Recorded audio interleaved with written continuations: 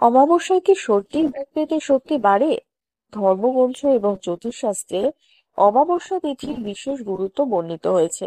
এই দিনটির সাথে জড়িত আছে অনেক বিশ্বাস এবং ঐতিহ্যও রয়েছে, যা এটিকে আরো বিশেষ করে তোলে। অমাবস্যাকে রহস্যময় তিথিও বলা হয়।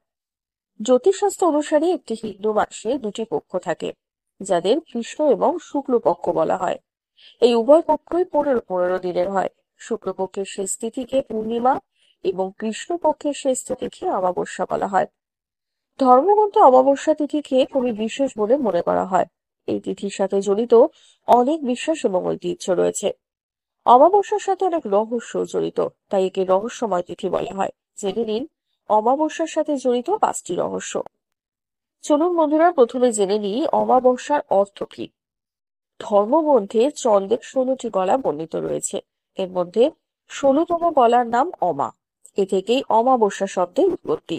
স্কন্দ পুরাণে লেখা আছে যে অমা ষোড়শ ভাগের দেবী প্রজ্ঞা মহাকলা, সংস্থিতা পরম মায়া দেহিনাং দেহধারিণী। অর্থ, অমাকে চন্দ্রের মহাকলা বলা হয়। এতে চন্দ্রের সমস্ত ১৬টি গলার শক্তি অন্তর্ভুক্ত রয়েছে, তাই এই গলার ক্ষয় এবং উদয় হয় না। কে অমাবস্যা তিথির অধিপতি? ধর্মগ্রন্থ অনুসারে অমাবস্যা তিথির অধিপতি পিতৃপুরুষ। তাই এই দিনে পিতৃপুরুষদের শান্তির জন্য তর্প, শ্রাদ্ধ এবং পিণ্ডদান ইত্যাদি কাজ করা হয়।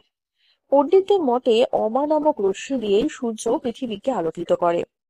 যখন সেই অমা রশ্মিতে চন্দ্র অবস্থান করে, তখন সেই রশ্মির মাধ্যমে চন্দ্রের উপরের অংশ থেকে পিতৃপুরুষরা পৃথিবীতে আসেন। তাই এই তিথির অধিপতি পিতৃপুরুষদের বলেই মনে করা হয়। এই দিনে কি ভূতের শক্তি বেড়ে যায়? চলুন বন্ধুরা জেনে নেওয়া যাক। অমাবস্যা তিথির সাথে জড়িত একটি বিশ্বাস হলো এই দিনে নেতিবাচক শক্তি, অর্থাৎ ভূতের শক্তি বহু বেড়ে যায়।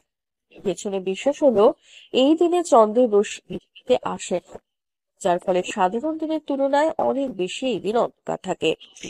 এই পরিস্থিতি নেতিবাচক শক্তির প্রভাব বাড়িয়ে দেয়। তাই বলা হয় অমাবস্যায় কোনো শ্মশান বা কবরস্থানের কাছ দিয়ে রাতে যাওয়া উচিত নয়। এমন করলে নেতিবাচক শক্তি আমাদের উপর প্রভাব ফেলতে পারে। অমাবস্যার শ্রমিকরা কেন কাজ করে না? অমাবস্যার শ্রমিকরাও তাদের কাজ বন্ধ রাখে এবং যন্ত্রের সাথে জড়িত কাজও করা হয় না এই দিন। এই দিনে মানুষ তাদের যন্ত্র বা সরঞ্জামের পুজো করে। এর পেছনে বিশ্বাস হলো এই সমস্ত জিনিসপত্র কেবল আমাদের জীবিকা নির্বাহের সহায়ক নয়, বরং এগুলি থেকে দুর্ঘটনা ঘটারও কিন্তু আশঙ্কা থাকে। অমাবস্যা তিথিতে যখন নেতিবাচক শক্তির প্রভাব বেশি থাকে, তখন এই যন্ত্রগুলি থেকে দুর্ঘটনা ঘটার আশঙ্কা বেশি থাকে। তাই এই দিনে যন্ত্রগুলি বন্ধ করে রাখা হয়। ভ্রমণেরও কিছু নিষেধাজ্ঞা রয়েছে এই দিন। অমাবস্যার সাথে জড়িত আরো একটি বিশ্বাস হলো যে এই দিনে দূর ভ্রমণে যাওয়া কিন্তু উচিত নয়। তাহলে এই ভ্রমণে ব্যর্থতা পাওয়ার সম্ভাবনা থাকে এবং দুর্ঘটনা ঘটার আশঙ্কাও কিন্তু বেশি থাকে।